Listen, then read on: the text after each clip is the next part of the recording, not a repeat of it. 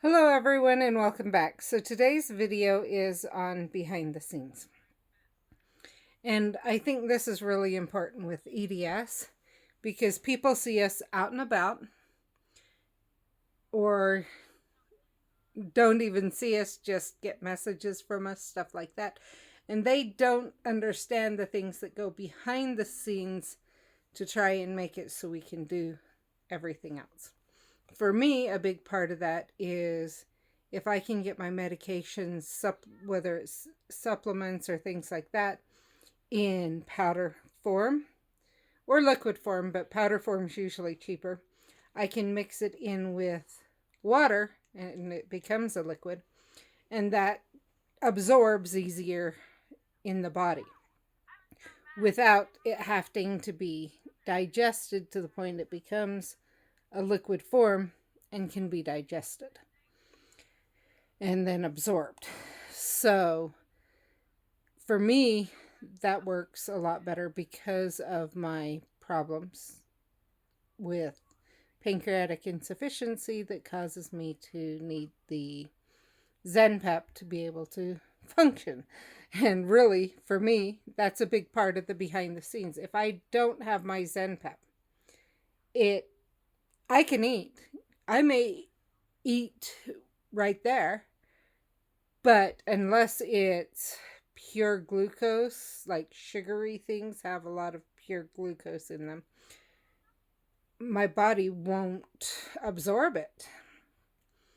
And so without the Zenpep. And so having that available is a huge benefit. And it may mean that at times I'm turning down food. You may wonder why, because I ate the very same thing the day before, and I may even look like I'm hungry or be hungry and not have eaten for a long time. But it's because it's not worth it for me to eat because I don't have my Zenpep with me. And so it'll just sit on my stomach anyway. Another thing is that many of us take a lot of different supplements. And if we don't take those, sometimes it's as obvious that day or the next day that we've missed it. Other times it's not immediately obvious, but it becomes obvious over time. I take one that I've recently found that was suggested by my physical therapist that helps with energy levels. He had found that a lot of people with EDS are low in it. And it's one called L-carnitine. Um, and I found that that helps a lot with my energy levels. My son eats pistachios. That's actually high in that. And he's found it helps his energy levels. I also have another one that I, through research, found out helps with leaky gut syndrome. That can cause a lot of problems for regular people. And I figured it can't hurt to take it. I don't notice anything with that one, but I'm hopeful in the future that it can make a difference.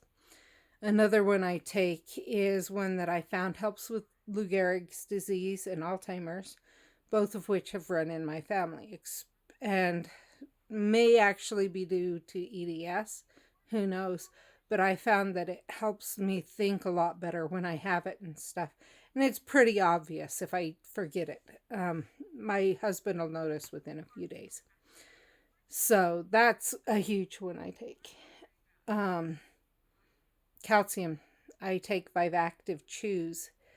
I try calcium supplements like your pills usually don't make much of a difference, but if I take the Vivactive Chews, I don't get cramps. If I don't take vitamin C, preferably in powder form, I'm a lot more exhausted and I get sick a lot easier. Those are just a few of the supplements I take on a regular basis. Um, and having electrolytes in my water, if I drink pure water, it can make a huge difference and I get dehydrated a lot easier. Whereas if I have electrolytes, I'm staying hydrated. Another thing is PT. If I miss my PT for more than a week or two, it becomes really obvious and becomes a huge problem. And so that's another one that can become a huge issue with EDS, is people don't be able to get into PT, whether because of insurance, they don't have money, things like that. So those are just a few of the things of all the doctor's appointments, everything else that can go into EDS that people don't understand that we do just to be able to function. I hope that helps, and I'll see you in the next video. Bye.